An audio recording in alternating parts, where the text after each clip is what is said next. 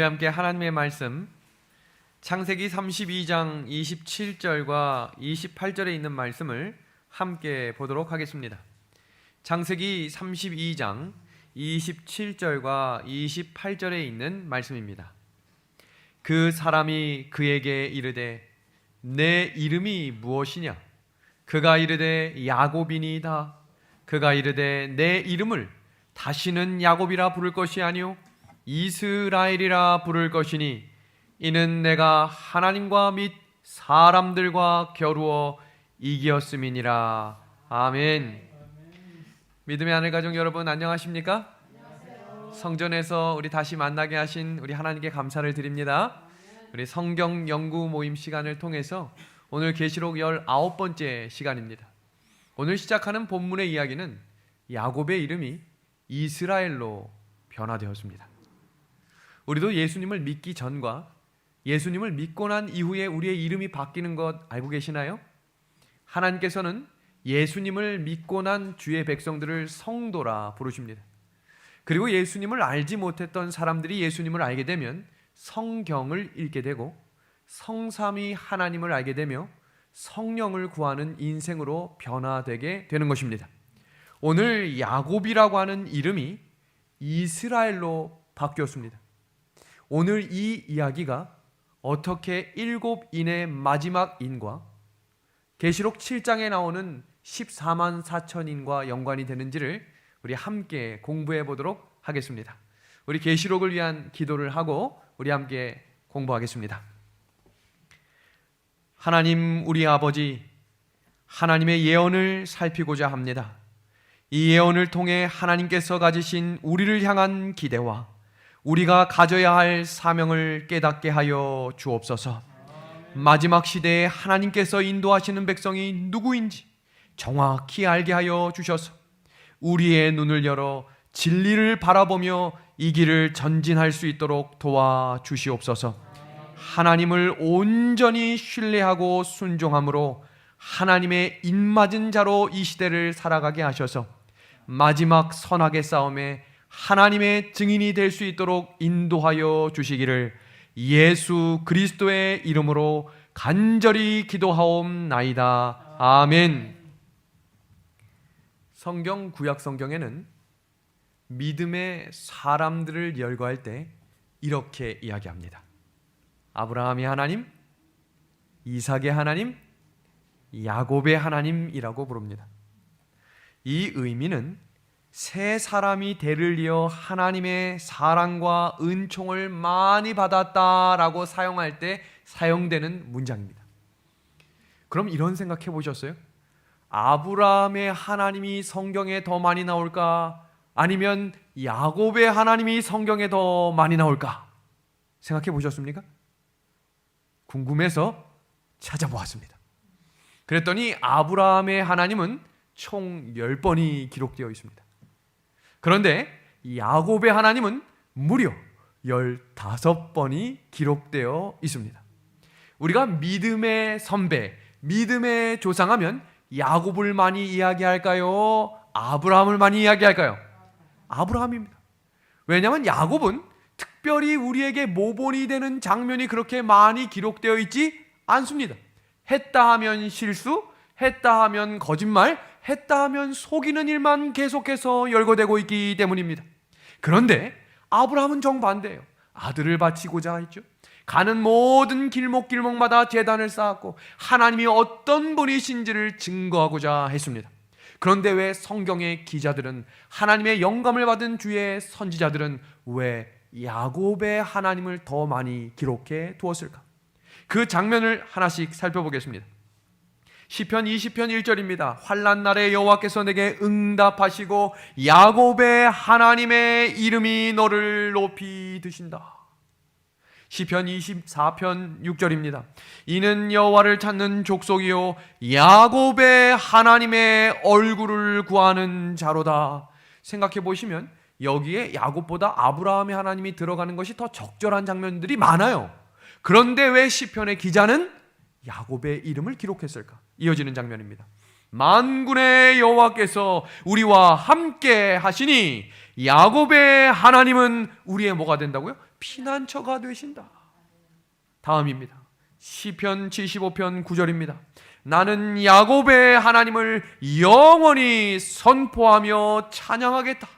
아멘입니다. 시편 76편 6절입니다. 야곱의 하나님이여 주께서 꾸짖으심에 병거와 말이 다 깊이 잠들었나이다. 나를 보호해 주시는 하나님을 찬양하는 것입니다. 시편 82편 1절입니다. 우리의 능력이 되시는 야곱의 하나님을 향하여 즐거이 소리칠지어다. 시편 84편 8절입니다. 만군의 하나님 여호와여 내 기도를 들으소서. 누구의 하나님? 야곱의 하나님이여 귀를 기울이소서. 한 구절 더 보겠습니다. 시편 146편 5절입니다. 우리 한번 같이 읽어주시겠습니까? 시작. 야곱의 하나님을 자기의 소망을 두는 자는 뭐가 있겠다고요? 복이 있겠다. 아브라함처럼 야곱도 결정적인 순간에 하나님을 가까이 했던 대표적인 인물입니다. 절대절명 위기의 순간, 죽음을 목전 앞에 둔 그 순간에 야곱은 자기에게 힘이 있었습니다. 아들이 11명이 있었고요, 종들도 많았고요, 자기가 가진 재산이 많았기 때문에 군대를 살 수 있었어요. 그러나 그는 모든 사람을 내보내고 홀로 하나님 앞에 섰습니다. 오늘 성경에 등장하는 계시록 7장의 14만 4천인은 세상을 인정하고 세상을 바라보며 세상의 방법으로 싸우는 사람을 이야기하는 것이 아닙니다. 오늘 6째 인이 띄어지면서 예수님의 재림 직전의 일들이 벌어지게 될 것이고, 그 시대를 살아가는 마지막 시대의 남은 무리의 이름을 14만 4천이라 이름하여 불렀습니다. 오늘 야곱의 이름은 결정적인 하나님을 만나는 그 순간 그의 이름이 이스라엘로 변경되었습니다. 이 시대를 살아가는 성도 여러분, 우리의 이름이 마지막 남은 무리 하나님의 인을 맞은 사람이 되는 순간 우리의 이름은 14만 4천인으로 바뀌게 될 것입니다. 그 하나님의 인을 맞는 사람들은 어떤 사람들이며 왜 야곱이 이스라엘로 바뀌게 되었는지에 대해 오늘 설교 결말에 그 이야기를 함께 나누겠습니다. 우리가 함께 살폈던 2주간의 일정 동안 7인을 첫째 인부터 5째 인까지 떼었습니다.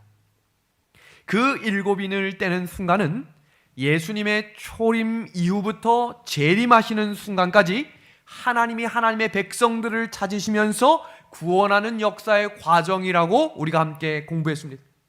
첫째 인부터 넷째 인까지 떼는 시간들을 4+3의 원리 히브리 문학으로 가르쳐드렸고, 첫 번째 인부터 네 번째 인까지 말들이 나오는 장면 속에 말에 탄 사람과 그 말의 색깔은 교회의 영적 상태를 이야기하며 말을 탄 자는 교회에 인도하는 세력이다 라고 우리가 함께 공부했습니다. 그리고 이 말들과 7인은 7교회와 똑같은 연도와 시대적 상황을 가르친다라고 우리가 공부했습니다. 그 7인의 개요입니다.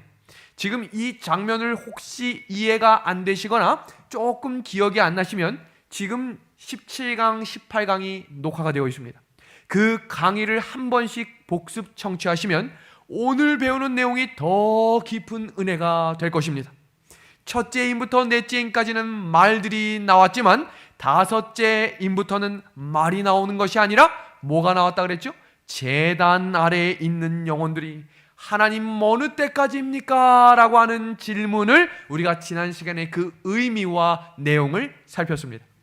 그래서 오늘부터는 1798년부터 재림식까지 시간은 이 시간입니다. 우리가 살고 있는 이 시간입니다. 이 시간에 어떤 일이 일어났고 어떤 일이 일어날 것이며 앞으로 어떤 일이 펼쳐질 것인가를 오늘 공부하는 것입니다. 매우 중요한 시간입니다. 그래서 지금 이 시간에 일어나고 있는 일들이 성경에 나타났는지, 그렇다면 앞으로 일어날 일들도 성경에 기록되어 있다면 반드시 어떻게 될까요? 일어나는 일들이 될 것입니다. 그것을 성경은 등불과도 같은 예언이라고 말씀하신 것입니다. 자, 볼까요? 어떤 장면이 시작되나 보겠습니다. 재림의 징조와 진노의 날 설명을 하면서 재림 운동과 재림에 대한 이야기를 오늘 공부할 것입니다. 그리고 마지막 일곱째 이는 원래 계시록 6장 다음에 몇 장이 나와야 정상이에요? 7장이 나와야 되는데 지금 도표를 보시면 몇 장이 나와요? 8장 1절이 나옵니다. 그러면 도대체 7장은 어디 간 것일까? 8장 1절을 보면 하늘이 고요하게 됐다라고 이야기하며 하늘이 총동원되었어요. 이게 무슨 장면일까요? 예수님의 재림의 장면입니다. 그러면 보겠습니다. 여섯째 인과 일곱째 인 사이에 삽입부가 있는데 이것이 바로 계시록 7장 1절부터 17절까지 하나님의 입맞은 사람들과 하늘의 모습이 기록되어 있는 7장의 이야기입니다. 재림의 날에 그 앞에 서게 될 자들과 그들의 찬양이 기록되어 있는 챕터 계시록 7장입니다. 그러면 오늘 공부할 내용인 여섯째 인을 함께 띄워보도록 하겠습니다. 여섯 번째 인은 빌라델비아 교회부터 라오디게아를 포함하는 시대입니다. 1798년부터 재림의 징조, 재림 직전까지의 이야기입니다. 그렇기 때문에 2020년 오늘이 10월 6일인데 오늘이 그럼 어느 인에 소속되어 있는 거예요? 여섯째 인에 우리가 살고 있다는 것입니다. 자, 그러면 어떤 일이 벌어질까? 여섯째 인을 띄워보겠습니다. 계시록 6장 12절부터 13절의 말씀입니다. 내가 보니 여섯째 인을 떼실 때에 큰 지진이 나며 해가 검은 털로 짠 상복처럼 검어지고 달은 온통 피같이 되며 하늘의 별들이 무화과 나무가 대풍에 흔들려 설익은 열매가 떨어지는 것 같이 땅에 떨어지며. 다섯째 인에서 순교자들이 뭐라고 하나님께 탄원을 했냐면 하나님 언제까지 순교자가 더 나와야 합니까? 그때 예수님이 위로의 말씀으로 주시는 이야기가 여섯째 인입니다.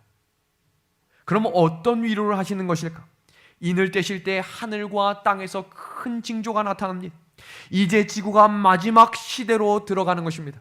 성경 계시록을 잠시 뒷부분을 먼저 살피면 1798년부터 1844년까지는 재림운동이 활발하게 일어났던 때입니다. 왜 재림운동이 일어났냐면 여섯째 인을 공부했던 사람들이 성경이 성취되는 것을 직접 목도했기 때문입니다. 성경에 있는 이야기들이 순서대로, 제가 지난 토요일 성경 공부 때 말씀드렸죠? 성경은 순서대로 기록되어 있는 거예요. 불법이 성함으로 사람들의 마음이 식는 것입니다. 하나님의 계명을 지키지 않고 살면 하나님에 대한 사랑이 사라지는 것입니다. 이 순서가 바뀌기 시작할 때 교회가 거짓 교리와 거짓 계명이 가득 차는 것입니다. 마찬가지로 예수님의 재림의 징조도 성경은 순서대로 기록하고 있다는 것입니다. 그럼 보겠습니다. 이 시기에 어떤 일들이 벌어졌는가? 산업혁명이 시작되며 다니엘 12장에 나타난 사람들이 빨리 왕래하며 지식이 증가하는 시대가 시작되었습니다. 인쇄술이 발달하며 사람들이 성경을 읽기 시작하며 성경 속에 나타난 진리를 탐독하고 연구하기 시작했습니다. 그때 말세를 알리는 하늘의 징조와 땅의 징조들을 보면서 사람들의 시선이 다니엘과 계시록으로 돌려지기 시작했던 시기입니다. 그 결과 2300주야에 대한 예언이 그 시대에 밝혀졌고 2300년이 예언이 끝나는 1844년부터 하늘 지성소에서 책들이 펴지면서 심판이 시작되었다라고 하는 것들이 증거되기 시작한 것입니다. 지금 우리가 살고 있는 이 여섯째인 시대는 중세기에 무너졌던 계명과 진리가 회복되고 예수님의 재림을 준비하는 한 백성이 형성되는 때입니다. 너무너무 중요한 겁니다. 지금 이 시기가 어떤 시기인지를 아셔야 합니다. 하나님의 한 백성, 한 증인이 준비되는 시간입니다. 계시록 6장으로 다시 돌아가서 이 장면 속에 예언의 징조 4가지, 재림의 징조를 순차적으로 살펴보겠습니다. 첫 번째, 뭐가 일어나겠다고 되어 있어요? 큰 지진이 일어나겠다라고 이야기했습니다. 두 번째, 무슨 일이 일어나겠다고 했어요? 해가 총담처럼 뭐 하겠다고요? 검어지겠다 그랬어요. 세 번째, 달이 뭐처럼 변한다고요? 피같이 되겠다 그랬습니다. 그 다음 네 번째는 하늘의 별들이 무화과 나무가 대풍에 흔들려 설익은 열매가 떨어지는 것처럼 땅에 뭐 하겠다 그랬습니까? 땅에 떨어지겠다 그랬습니다. 그럼 이 예언들이 실제로 이 시기에 지금까지 이루어지고 있는지를 살펴보겠습니다. 문자 그대로 1755년 11월 1일에 리스본 대지진이 일어났습니다. 이 지진이 일어난 시기가 1260년 예언이 거의 끝날 무렵이었고 말세의 시작을 알리는 예언의 성취임이 밝혀졌습니다. 대지진이라고 했는데 어느 지진이었는지 보십시오. 그 당시 신문지면입니다. 뭐라고 되어 있는지 보세요. 그 지진으로 뭐가 흔들렸다고 되어 있어요? 지구가 흔들렸다 그랬어요. 지구가 흔들린 것입니다. 그냥 리스본만 흔들린 게 아니라 미국의 켠에 있었던 사람들이 그 요동을 느낄 만큼 대지진이었다라고 이야기합니다. 그 다음 그 지진으로 5만 명에서 6만 명이 현장에서 목숨을 잃는 일들이 일어났습니다. 그리고 이 시기에 또 어떤 일이 일어났는지 보시겠습니다. 마태복음 24장 29절에 그날 환난 후에 즉시 해가 어두워지며 달이 빛을 내지 아니하며 별들이 하늘에서 떨어지며 하늘의 권능들이 흔들리리라.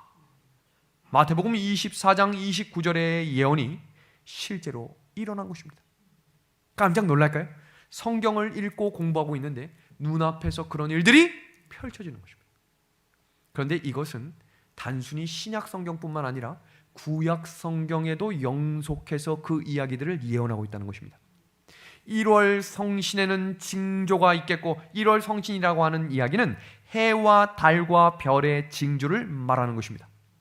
여기 구약에서 동일한 징조를 예언하는데 요엘 2장 31절입니다. 여호와의 크고 두려운 날이 이르기 전에 해가 어두워지고 달이 핏빛같이 변하겠다. 우리 사도행전 2장 20절의 말씀 한번 같이 읽어주시겠습니까? 주의 크고 시작. 주의 크고 영화로운 날이 이르기 전에 해가 변하여 어두워지고 달이 변하여 피가 되리라. 성경 구약과 신약에 반복해서 예수님의 재림 전에 해달별의 징조가 나타날 것을 예언하고 있습니다. 성경에 정말 이 일들이 일어났습니까? 명확하게 리스본 지진 이후 25년이 지난 이후에 해와 달의 징조가 1780년 5월 19일에 그대로 일어났습니다. 이것은 꾸며낸 이야기가 아니라 지금 역사 구글에 쳐보시면 바로 나옵니다. 이 일들이 그냥 단순하게 암흑일 정도가 아니라 내 눈앞에 있는 것이 보이지 않을 정도의 암흑이었다라고 이야기하고 있습니다. 근데 이 일이 아침 10시가 되어 갑자기 태양이 어두워졌는데 아침 10시에 시작된 암흑이 그 다음 날까지 이어진 것입니다. 당시 예일대학 총장이었던 드와이트 박사가 그날의 경험을 한 연구책에 이렇게 기록해 두었습니다. 커네티컷주 국회의원들이 회의를 연기하고 심판날이 이르렀다고 가슴을 치며 촛불을 들고 집으로 갔다. 새들과 소들도 자기들의 둥지와 외양간으로 돌아갔다. 대낮에 이런 일이 벌어진 것입니다. 그런데 그날 저녁 달이 피색으로 변한 것입니다. 성경의 예언이 성취되기 시작한 것입니다. 마지막 때가 그때부터 지금의 시간까지 이루어지고 있다는 사실입니다. 계시록 6장에 나타난 6째인이 기록된 순서대로 예언이 그대로 일어났기 때문에 많은 교인들이 그때부터 더 예언에 관심을 두기 시작했습니다. 그때로부터 50년이 지난 1834년 11월 이 세상에 또 하나의 놀라운 예언의 성취가 시작되었습니다. 그 장면을 같이 보겠습니다. 유성들이 떨어지는 현상 가운데 가장 놀라운 현상은 1833년 11월 12일에 일어났던 것으로 5-6시간 동안 1시간에 약 20만 개의 이상의 별들이 떨어졌다. 그 당시 신문들이 이 별들이 마치 선과실의 대풍에 흔들려 떨어지는 것 같았다라고 이야기한 이 내용은 계시록에 있는 내용을 그대로 인용해서 사람들이 두려움에 떨었다고 신문 지면들은 설명하고 있습니다. 지금 우리는 6째인 끝부분에 살고 있는 것입니다. 그래서 우리는 어쩌면이 아니라 지금 이 시대에 우리가 예수님의 재림을 목격하는 시대에 살아가고 있다는 것을 명심하셔야 합니다. 너무나 중요한 말씀이죠. 지금 이 시간에 성경은 예수님의 재림의 징조에 대해서 임산부가 잉태하는 것과 같다라고 하는 이야기를 사도 바울이 기록했습니다. 임산부가 잉태하기 전에 신호가 오기 시작하죠. 그 신호는 점점 세집니다. 알고 계시죠? 그런데 여기서 중요한 사실은 태어날 것을 알면서도 아기를 준비하지 않는다면 그 사람은 성도가 아닌 것입니다. 예전의 징조들은 자연에서 일어났어요. 밀림이나 저기 먼 곳에서 큰 지진이 일어났는데 이제 그 지진들이, 그 사건들이 점점 사람들이 모여있는 대도시로 몰려들고 있다는 것을 기억하십시오. 2020년 대한민국은 최장기 홍수가 났던 53일의 장마가 있었습니다. 전례에 유례없는 일들이었습니다. 깨어나야 합니다. 하나님이 우리에게 가르쳐 주시는 것입니다. 재림의 시간은 아니지만 재림의 때를 알려주시겠다고 약속하신 하나님께서 이제 우리가 어떤 사람으로 이 시대를 살아가야 하는지를 알려주시는 것입니다. 계시록 6장 14절부터 17절은 미래에 일어날 일입니다. 지금까지 우리가 공부한 계시록 6장 1절부터 13절은 과거의 일이었다면 이제는 앞으로에 일어날 일입니다. 이 일도 일어날까요? 반드시 일어날 것입니다. 왜냐하면 지금 성경의 모든 일들은 다 말씀대로 일어났기 때문입니다. 그럼 우리가 더 주의 깊게 살펴야겠죠. 같이 보겠습니다. 하늘의 두루마기가 말리는 것 같이 떠나가고 각 섬과 산이 제자리를 옮겨지매 땅의 임금들과 왕족들과 장군들과 부자들과 강한 자들과 모든 종과 자유인이 굴과 산들의 바위 틈에 숨어 산들과 바위에게 말하되 우리 위에 떨어져 보좌에 앉으신 이의 얼굴에서와 그 어린 양의 진노에서 우리를 가리라. 그들의 진노에 큰 날이 이르렀으니 누가 능히 서리요 하더라. 지금 이 장면이 어떤 장면인지 아시겠죠? 재림의 순간입니다. 지금 이 예언만 남은 것입니다. 예수님의 재림은 영광의 날입니다. 그러나 악인들과 하나님의 말씀을 계속해서 무시한 사람들은 결국 하나님의 영광의 빛을 피하게 될 것입니다. 그리고 그 자들에게는 이 날이 심판의 날이요 진노의 날이며 사라지는 소멸의 날이 될 것입니다. 왜 그들이 바위와 산 뒤에 숨어서 나를 제발 좀 돌 밑에 깔려 죽게 해달라고 이야기하는 걸까요? 그때까지 붙잡고 있던 죄를 해결하지 않았기 때문에 하나님은 죄와 함께 하실 수 없는 분을 그때 깨닫게 되는 것입니다. 오늘 우리가 새벽 기도회를 통해 진실된 회개는 성령을 구하기 위한 가장 첫 번째 조건임을 배웠습니다. 회개의 시간에 이르렀습니다. 은혜의 시기가 된 것입니다. 회개의 시간이 된 것입니다. 우리의 죄목들을 낱낱이 하나님께 고해야 합니다. 그러면 십자가의 피를 흘리신 우리 대장 예수님께서 그 피의 의를 힘입어 용서해 주실 것입니다. 그것이 재림의 날을 준비하는 우리가 해야 할 첫 번째 시작임을 기억하십시오. 예수님이 재림하실 때 17절 보겠습니다. 그들의 진노의 큰 날이 이르렀으니 누가 능히 서리요. 예수님이 초림하실 때는 이 땅의 죄를 해결하기 위해 모든 사람을 구원하시기 위해 이 땅에 오신 것입니다. 그런데 예수님이 재림하시는 순간은 이 땅에 살고 있는 의인들을 구원하시기 위해 오신다는 것을 기억하십시오. 그 의인들은 예수님의 의의 옷을 입은 사람들이며 매일매일 의의 옷을 빠는 사람들입니다. 그 사람들에게 하나님은 새벽별을 맡겨 주시겠다고 약속하신 것입니다. 성도 여러분, 이제 우리가 해야 할 일은 명확해졌습니다. 무릎을 꿇고 예수님을 바라보며 하나님께 기도의 회개의 자리를 회복해야 하는 것입니다. 누가 능히 서리오라고 하는 이 말은 누군가는 서겠다는 것입니다. 계시록 6장 마지막 절과 계시록 7장 1절은 사실 연결되어 있는 장이에요. 편집자의 의도에 의해서 나뉘어졌을 뿐입니다. 누가 능히 서리오라고 하는 이 말 다음에 나오는 구절은 바로 하나님의 인을 맞은 14만 4천인은 그곳에 서겠다라고 이야기하는 것입니다. 그러면 이런 소식들을 예전 예수님의 초림 때는 누가 알려주었죠? 사람들에게? 동방박사들입니다. 이 동방박사들이 예수님의 초림 때에 하늘의 움직임, 이것도 하늘의 징조겠죠? 하늘의 움직임을 통해 세상 사람들과 유대 교회들에게 예수님이 태어나실 것을 말했지만 아무도 반응하지 않았어요. 왜냐하면 그들은 머리로만 알고 있었지 마음에 성령이 없었기 때문입니다. 그럼 오늘날 동방박사가 누구일까요? 영감의 글을 살피면 뉴스와 신문이라고 이야기했습니다. 그래서 영감의 글은 한 손에는 성경을, 한 손에는 신문과 뉴스들을 보며 세상의 징조들을 살피며 예수님이 가까이 오심을 바라보는 눈을 가지라고 말한 것입니다. 왜 성경을 손에 놓고 계십니까?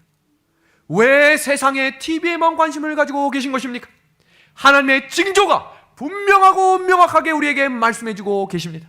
이제 우리가 그 길을 따라가는 징조를 바라보는 눈을 떠야 합니다. 그것이 계시록 3장에 기록된 라오디게아 교회에게 권면하신 안약을 사서 눈에 바르라고 하신 영감의 말씀입니다. 우리는 징조를 알아보는 눈을 가지고 있어야 합니다. 징조들을 보면서 재림에 대한 확신과 재림의 소망이 꺼져가지 않도록 깨어있는 우리 믿음의 하늘 가족들이 되기를 우리 예수님의 이름으로 간절히 소망합니다. 신문 지면의 이야기입니다. 지구는 왜 계속 뜨거워지고 있나? 해수면이 계속해서 상승되고 있는가? 우리는 지금 우리 눈앞에 펼쳐지고 있는 먹고 사는 문제와 자녀 문제에 완전히 빠져들어서 지금 세상이 어떻게 돌아가는지를 잘 모르고 있습니다. 지금 이 일들은 5년 전부터 세계적으로 너무나 분명하고 너무나 확실하게 예언적으로 이루어지고 있는 장면입니다. 세상 사람들은 지금 끝을 준비하며 살아갑니다. 우리가 해야 할 일들을 세상 사람들이 하며 살아갑니다. 195명의 과학자들이 더 이상 지구는 앞으로 희망이 없다. 해수면이 올라가는 이유는 오존층이 완전히 파괴됐을 뿐만 아니라 지구의 온도가 계속해서 올라가는 것입니다. 지금 왜 곳곳에서 원인 모를 산불들이 꺼지지 않고 있는 줄 아시나요? 모든 것들이 다 지구와 연관되어 있는 온난화에서부터 시작된다는 사실을 기억하십시오. 지금 이 사진은 불과 3주 전 미국의 사진입니다. 하늘 전체가 핏빛으로 변해버렸습니다. 이제도 마지막 때가 아니라고 이야기하시겠습니까? 예전에도 그랬으니 지금도 지나갈 거라고 이야기하시겠습니까? 성경 누가복음은 땅에서는 민족들이 바다와 파도의 성난 소리로 인하여 혼란한 중에 곤고하리라. 사람들이 세상에 임할 일을 생각하고 무서워함으로 기절하리니 이는 하늘의 권능들이 흔들리겠습니다. 성도 여러분, 지금 이 시대가 여섯째인 끝자락에 와 있음을 깨어나십시오. 깨어나십시오. 하나님이 지금 이 시간 우리에게 호소하고 있는 음성을 들으십시오. 귀 있는 자들아, 성령이 교회들에게 하시는 음성을 들을지어다. 아멘입니다. 일곱째인이 띄어지는 장면입니다. 일곱째인은 너무나 단순합니다. 계시록 8장 1절만 나옵니다. 왜냐하면 예수님의 재림을 한 문장으로 설명했기 때문입니다. 일곱째인을 떼실 때에 하늘에 반 시간쯤 고요했다라고 이야기합니다. 이 장면을 잠시 주석을 해드리면 1일을 1년으로 우리가 예언의 원칙 공부하셨죠? 360일을 24시간으로 나누면 1시간은 15일입니다. 그래서 반시간 30분은 7일 반이 되는 것입니다. 하늘이 반시간 동안 고요해진다는 것을 하늘이 일주일 반 동안 고요해진다는 것으로 해석을 하기도 합니다. 그러나 우리 본교회에서는 그 장면을 성경의 짧은 시간과 잠시 동안을 상징해서 표현한 것이다 라고 표현합니다. 빛의 속도로 움직이는 천문학적인 우주의 시간의 거리를 단순히 7일이라고 환산하기에는 너무나 짧은 시간이기 때문입니다. 그래서 성경에 반시쯤 뭐 했다고 되어 있습니까? 고요했다라고 되어 있습니다. 이 장면은 우리가 계시록 1장에서 이미 공부했습니다. 재림하실 때 예수님이 천사들만 오시는 것이 아니라 하나님과 성령께서 온 우주의 천사들과 함께 잠시 하늘을 비우고 하나님의 보좌가 이 땅에 내려오는 것입니다. 그 장면을 성경에서 뭐라고 표현한 거예요? 하늘이 반시간쯤 고요했다라고 이야기하는 것입니다. 데살로니가전서 4장 16절에서 17절 그 장면을 어떻게 기록했는지 같이 보겠습니다. 주께서 호령과 천사장의 소리와 하나님의 나팔 소리로 친히 하늘로부터 강림하시리니 그리스도 안에서 죽은 자들이 먼저 일어나고 그 후에 살아남은 자들도 그들과 함께 구름 속으로 끌어올려 공중에서 주를 영접하게 하시리니 그리하여 우리가 주와 함께 있으리라. 아멘입니다. 성도 여러분, 여섯째인 마지막 시대를 살아가고 있는 지금 이 시간 모든 것이 무너지고 있습니다. 주위를 보십시오. 잘됐던 여행 사업이 무너졌습니다. 잘 나갔던 사람들이 망했습니다. 매일매일 즐겨했던 우리들의 일상생활들이 무너졌습니다. 왜 이런 일들이 일어났을까? 성경은 저희가 주의 법을 폐하였사오니 지금은 여호와의 일하실 때이리이다. 왜 징조들이 일어날까요? 왜 이런 일들이 반복해서 일어나는 것일까요? 그 이유를 성경은 하나님의 백성들을 깨우시기 위한 하나님의 은혜의 시간이다 라고 이야기했습니다. 계시록 7장을 시작하면서 사방의 바람을 붙잡고 있는 천사들의 장면으로 계시록 7장 1절이 시작됩니다. 그런데 이 사방의 바람이 완전히 놓여지는 시기가 있는데 그때는 바로 14만 4천인의 이마에 인이 쳐지는 순간 완전한 재난이 폭포수처럼 쏟아집니다. 그리고 그 장면과 함께 연결되는 이야기가 우리가 한 달 후에 공부할 짐승의 표 환란이 일어나는 것입니다. 이것은 하나님과 사탄 사이의 마지막 투쟁으로 여태까지 경험해보지 못한, 그냥 지금처럼 단순히 교회 문을 닫고 시차를 나와서 예배 드릴 때 마스크 쓰나 안 쓰나 이 정도가 아니라 잡아 죽이겠다 그랬어요. 모든 원인을 너희들에게 있다라고 이야기하며 다 죽이는 것입니다. 예전 중세 암흑기에 있었던 일보다 더 큰 환란이 오겠다고 했습니다. 그러나 염려할 필요가 없는 것은 하나님의 입맞은 자들을 하나님이 지키시겠다고 약속하셨습니다. 그러면 지금 이 그림을 한번 보십시오. 2000년 전 초대교회 오순절에 성령의 비가 내렸습니다. 그때 성령의 권세로 온 세상에 복음이 전파되었습니다. 그때로부터 중세기 1000년 동안 추운 겨울의 시간을 보냈습니다. 그리고 말세가 되며 종교개혁이라고 하는 이 시간을 지나 추수 때가 되며 이제는 늦은 비가 내릴 때가 된 것입니다. 성령의 비는 정확한 때에 내린다는 것을 기억하십시오.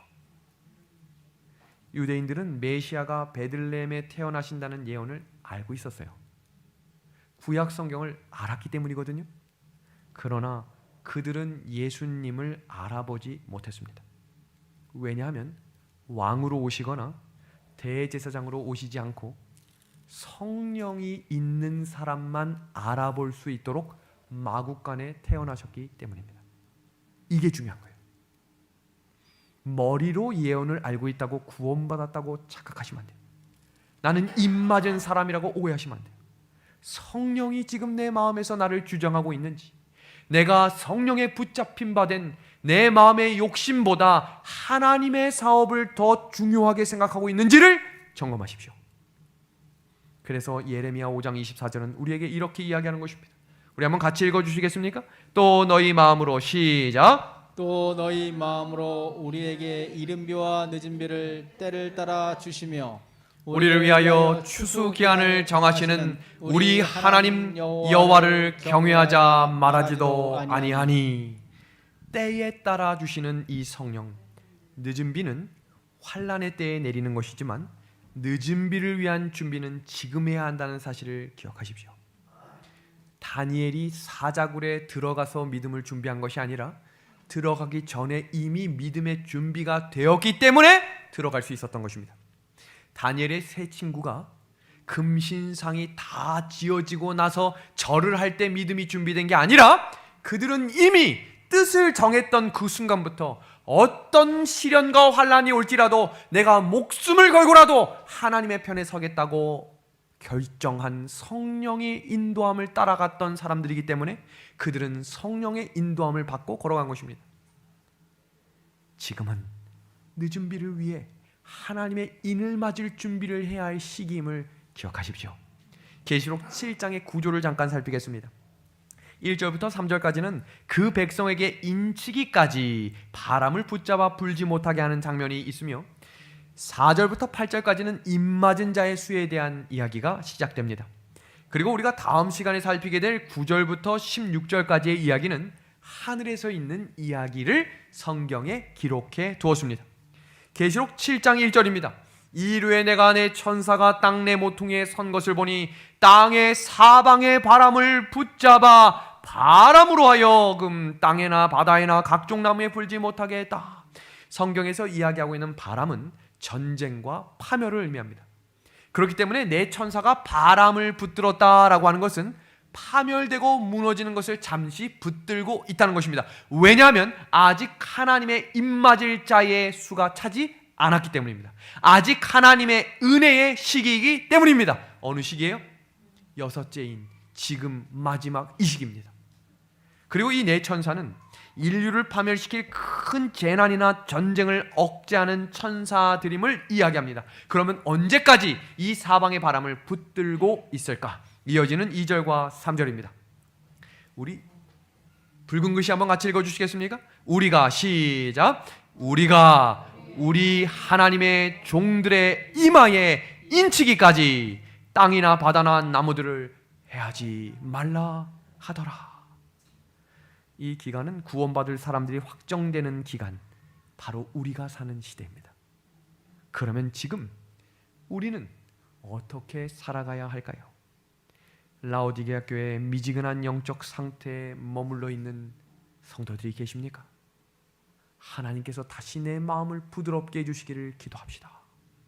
하나님이 다시 내가 교회에 너무너무 사랑했던 그 열정이 회복될 수 있도록 기도합시다. 하나님의 말씀이 꿀처럼 단 살아있는 말씀이 될 수 있도록 기도합시다. 하나님의 인을 맞는 사람, 성령을 받을 사람이 되어 하나님의 마지막 군사가 될 수 있도록 기도합시다. 모든 문제의 해결은 기도로부터 시작됐고 모든 문제의 끝은 기도로 마무리가 되었습니다. 성도 여러분, 기도의 자리를 회복하십시오. 습관적으로 눈만 깜빡이는 기도를 청산하고 무릎을 꿇고 하나님께 기도하는 시간을 회복하십시오.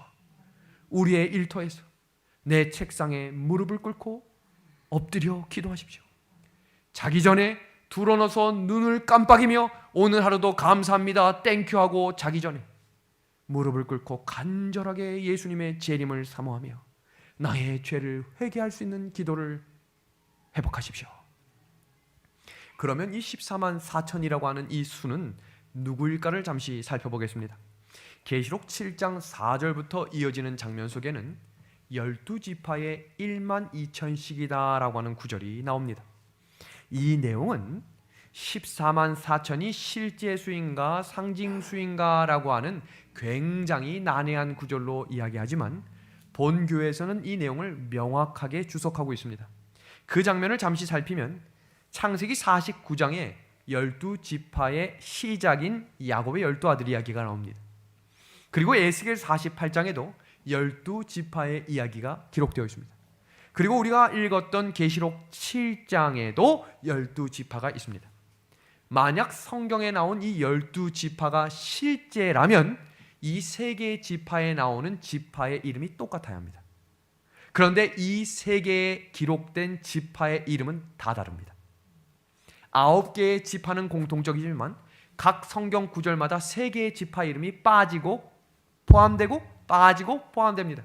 그렇기 때문에 이 내용을 가지고 12지파는 실제 유대인들을 향한 지파라고 해석하는 어떤 교회의 해석은 잘못된 것입니다. 그리고 1만 2천이라고 하는 이 숫자도 우리가 한번 살펴보겠습니다. 서기 70년에 유대 나라가 완전히 망했습니다. 그 이후로 성경상 이스라엘은 아무 의미가 없어졌습니다. 육적인 혈통 이스라엘이 영적인 혈통 이스라엘로 바뀌게 된 것입니다.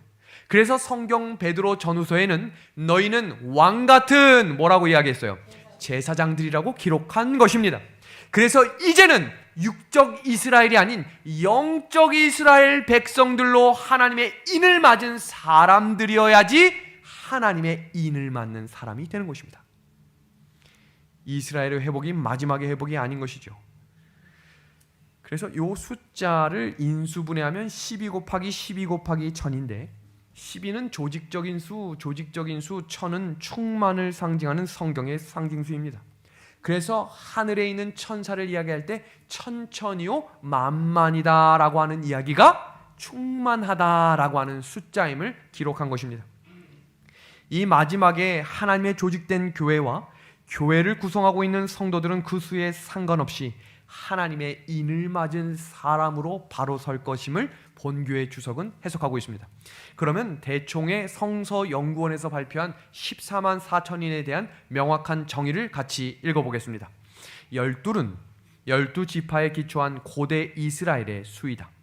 그것은 또한 12사도들 위에 세워진 교회의 수이다. 따라서 14만 4천이라는 수는 그 수가 구성하고 있는 완전성에 비추어서 하나님의 교회의 연합과 완전성 그리고 완성을 상징하는 것으로 이해되어야 한다. 오늘 이 내용에 대해서 다음 시간에도 이 내용을 조금 보충 설명으로 자세하게 설명하도록 하겠습니다. 누가 짐승의 표 환란과 7재앙을 통과할까? 어떤 성도가 최후의 승리자가 될까? 예수님의 재림을 누가 맞이할까? 이 질문은 굉장히 중요한 질문입니다. 왜냐하면 마지막 질문 보세요. 예수님이 오실 때 그 사람들만이 예수님의 얼굴을 대면할 수 있기 때문입니다. 그럼 우리는 하나님의 인을 맞는 사람들은 어떤 사람들일지를 살펴봐야겠죠. 그 장면을 잠시 보겠습니다. 하나님의 인을 받는 사람들입니다. 주님을 위해서라면 무엇이든지 하겠습니다 라고 하는 사람이 하나님의 인을 받게 될 것입니다. 두 번째는 흔들리지 않고 진리를 붙들고 가는 사람들이 하나님의 인을 받게 될 것입니다. 사람에게 흔들리지 마십시오. 마지막 때에 사람에게 마음 상해서 내가 교회 떠나겠다라는 이야기를 하는 사람은 하나님의 인을 받지 않겠다는 말과 같은 말입니다. 어떤 일이 있어도 마음이 낙심되고 눈물이 나고 마음이 슬퍼도 교회를 떠나지 마십시오. 이 교회는 하나님이 피로 사신 교회며 하나님께서 마지막까지 붙들겠다고 약속하신 성령의 은혜의 자리입니다. 세 번째입니다. 우리 같이 한번 읽어주시겠습니까? 하나님께서 시작. 하나님께서 말씀하시면 내 뜻을 내려놓고 주께서 명령하신 길을 가겠습니다. 고백하는 사람들이 하나님의 인을 받습니다.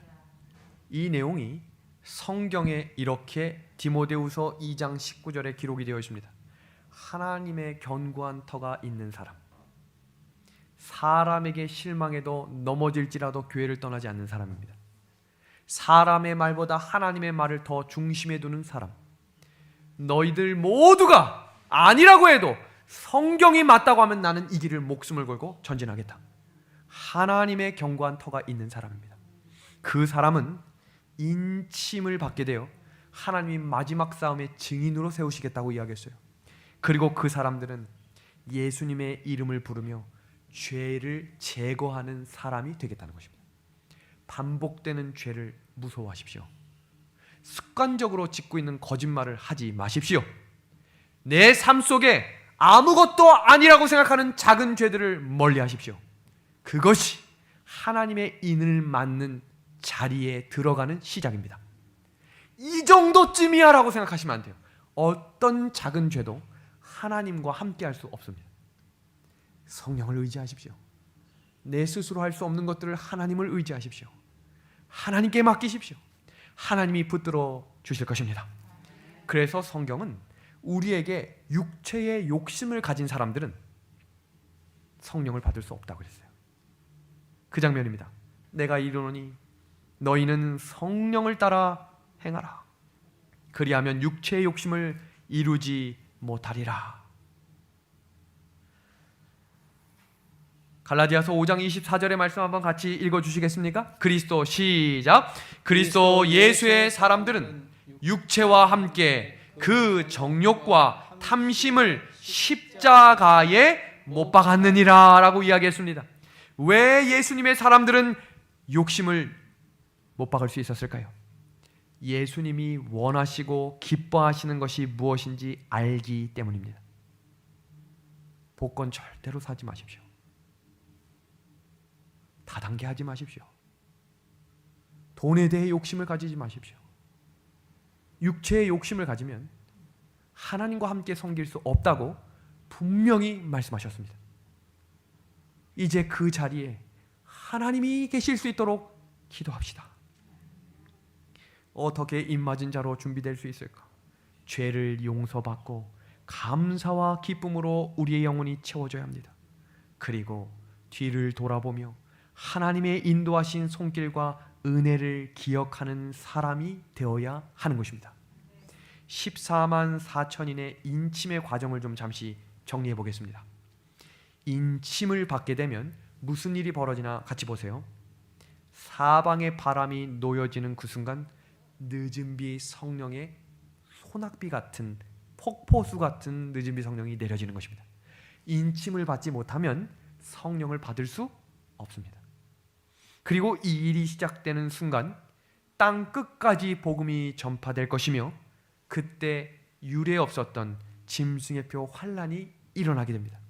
그리고 그날을 감해 주시겠다고 하셨거든요. 왜요? 하나님의 편의 선자들을 하나님이 붙들어 주시기 때문입니다. 그리고 그때 뭐가 일어나는 거예요? 예수님의 재림이 일어나는 것입니다. 오늘 설교를 정리합니다. 오늘 처음 읽었던 성경 말씀입니다. 야곱의 이름이 뭐로 바뀌었다고 그랬죠? 이스라엘입니다. 이름의 뜻을 같이 공부해 보겠습니다. 야곱의 뜻이 뭐예요? 속이는 자입니다.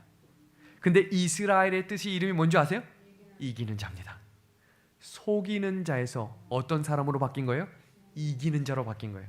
그거 아십니까? 계시록 2장 3장에 나오는 모든 교회에 각종 오류와 거짓 계명과 거짓 오류들이 많이 있었지만 하나님의 말씀을 붙들고 있는 복음을 그대로 가지고 전진했던 사람들은 성경에 그들에게 하나같이 이기는 자라고 이름 붙여주셨습니다. 그 사람들이 어떤 사람들인 거예요? 영적 이스라엘이 된 것입니다. 이제 이해되셨습니까? 그 영적 이스라엘은 너는 앞으로 다시는 야곱이라 부르지 말고 속이는 자라 부르지 말고 뭐라고 불러주시겠다는 거예요? 이기는 자.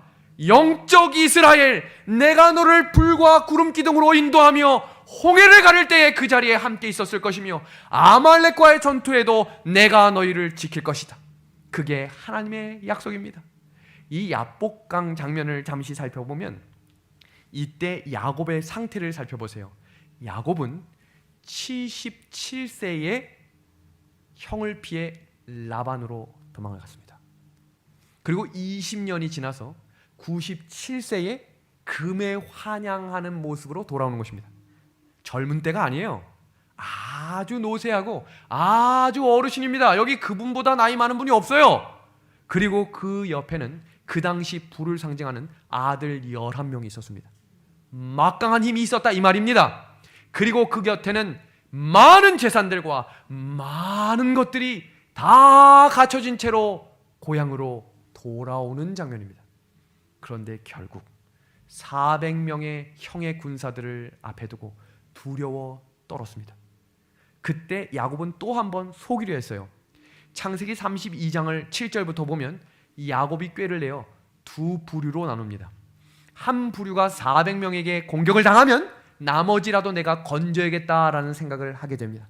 그러나 야곱은 생각을 고쳐먹고 혼자 야복 강가에 하나님과 싸우기 위해 선 것입니다. 이게 왜 중요하냐면 마지막 싸움은 혼자서 싸우는 겁니다. 함께 싸우는 싸움이 아니에요. 구원은 단체로 교회 단위로 주는 게 아니에요. 크고 건물이 멋있고 사람들이 많고 찬양 소리 크고 아멘 크면 다 구원받는 가능이 아닙니다. 개인입니다. 개인. 혼자 싸우는 것입니다. 혼자 싸우는 거예요. 그리고 그 야곱이 씨름합니다. 정말로 외롭고 정말로 고독하며 지금 여태까지 97년 인생 중에 가장 외롭고 힘든 처절한 싸움이 시작된 것입니다. 아무도 도와주지 않아요. 너무 외롭고 칠흑 같은 그 속에 그 노인 손이 풀려질 때쯤 내가 좀 가야겠다라고 이야기하자 뭐라고 이야기해요? 절대로 이 손을 놓지 못하겠습니다. 그런 믿음을 가져야 우리에게 영적 이스라엘이라 불러주시는 것입니다. 영감의 글은 하나님을 신실하게 믿는 믿음, 하나님의 언약을 붙드는 믿음으로 하나님을 붙들었다라고 이야기했습니다. 이스라엘이라고 하는 이 단어는 사라라고 하는 단어와 엘이라고 하는 단어가 합쳐진 단어입니다. 사라라는 단어는 싸우다, 지배하다라는 단어이고 엘이라고 하는 단어는 하나님이에요. 그래서 하나님과 싸운다, 하나님이 통치하신다라는 이야기이며 그 이름을 하나님과 겨루어 이겼다라고 이름을 붙인 것입니다. 그 이름의 원래 의미는 긍휼함으로 하나님의 사랑을 입은 자입니다. 그래서 이스라엘의 원래의 뜻은 하나님과 언약을 맺은 백성인 것입니다. 하나님의 인을 가진 사람, 하나님의 언약을 신실하게 지키는 사람입니다. 믿음의 하늘 가족 여러분, 우리 성도들은 하나님의 인을 가진 언약의 백성임을 기억하시므로 이 인이 지워지지 않는 성실하며 신실함으로 끝까지 순종하는 믿음의 하늘 가족들이 되길 바라며 오늘 이 저녁 성경 연구를 마치도록 하겠습니다.